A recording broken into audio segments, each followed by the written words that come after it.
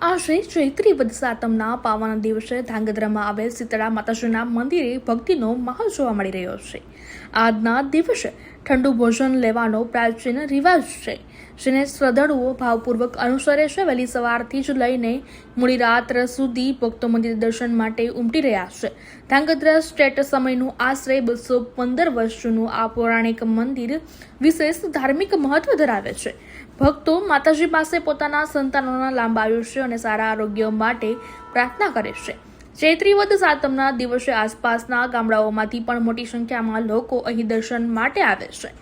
ખાસ કરીને પરિણીત મહિલાઓ માટે આ દિવસ વિશેષ માનવામાં આવે છે, જ્યાં તેઓ સવારે દર્શન કર્યા બાદ જ પોતાની દૈનિક કામગીરીની શરૂઆત કરે છે અને ઠંડુ ભોજન લઈ પોતાના પરિવારની સુખાકારી માટે વ્રત રાખે છે। શીતળા માતાજીના પ્રાચીન મંદિરે વર્ષમાં 2 દિવસ શ્રાવણ વદ સાતમ અને ચૈત્રી વદ સાતમ વિશેષ મહત્વ ધરાવે છે, જ્યારે દૂર દૂરથી ભક્તો માતાજીના દર્શન કરવા માટે ઉમટી પડે છે। સમગ્ર વિસ્તારમાં આજે ભક્તિમય અને આસ્થાનો અનોખો માહોલ છવાયો છે।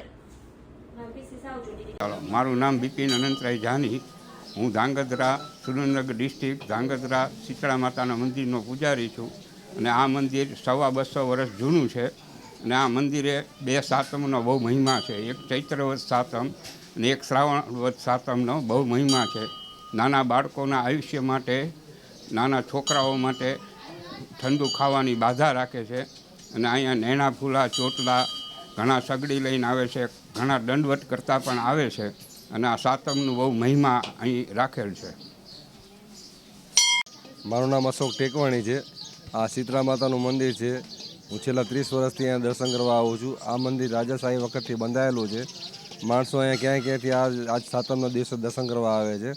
ત્યાં આજ ઠંડુ ખાવાની બાધા રાખે છે, આખો દિવસ ઠંડુ ખાય છે અને માણસો છોકરાના આયુષ્ય માટે અને તેમની નિરોગી રાખવા માટે બાધાઓ રાખીને ક્યાંયથી દર્શન કરવા અહીંયા આવે છે।